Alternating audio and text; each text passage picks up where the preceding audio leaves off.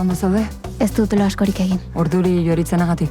Jakizu Maitane super emozionatuta dagoela bisitarekin. Zatoz basaka bira. Promo bikaina, Heldu zinen aldatu zen dena bizitza edertzeko zuk daukazu almena.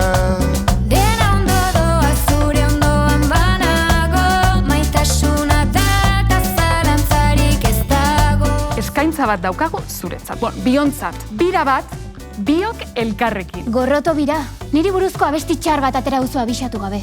Eta barkamen askatzera deitz egitera etorri beharrean, diru gehiago atera nahi duzu? Kuskusero blokeatzearena ideia ona izan zen, ezta? Lehenago egin bar genuen. Eta irribarre hori pitxin? Hemen jende gehiegi dago. Nik kanpora noa. Gaizkata zure artekoa... Wow, hau ez ustekoa.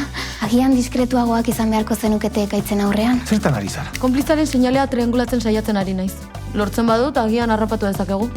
Esaten ari naiz, ez dudala gehiago koktelaren kontuarekin. Ba esan ez joateko zurekin? Nola esango diot hori?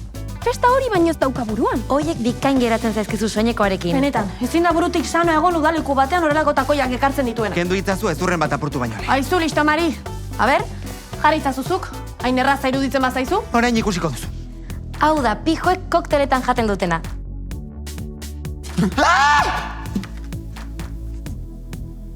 Oso ondo, ariketa ederra.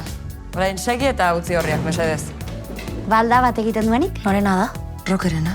Gaizkarekin ikusi ninduzunean, horrek ez du ezer aldatzen gubion artean, ez da? Lagunak izaten jarraitzen dugu. Ez dela ezer aldatu. Bakarrika, bakarrik, hemendikan bakarrik nozelako. Bakarrika, bakarrik, hemendikan bakarrik nozelalako. Zuge, mesedez, entzun. Dirua itzuliko dizut, baina denbora pixka bat behar dut. Niri ez hitz egin bizitza osoan. Wow, ideia ona izan duzu behingoz. Kaixo polita, suge naiz. Eta zuk nola duzu izena?